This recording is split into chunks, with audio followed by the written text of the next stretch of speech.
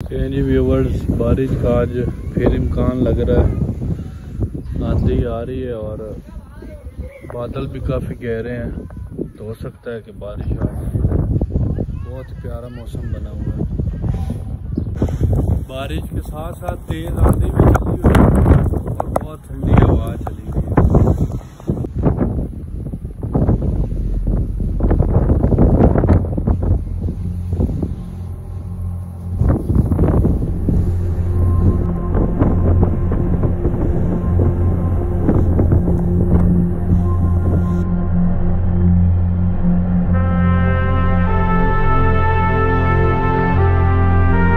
माशाल्लाह, बहुत ही प्यारी बारिश हो रही है।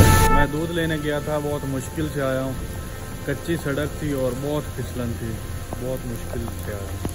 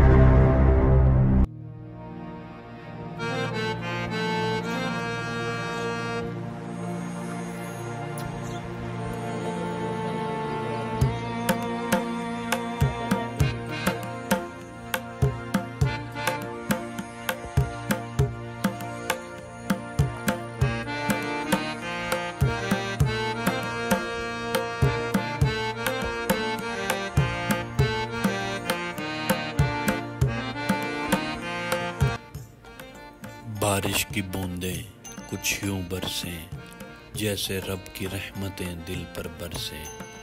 हर कतरा लाए सुकून का पैगाम, दुआ है जिंदगी में भी उतरे ऐसा ही आराम।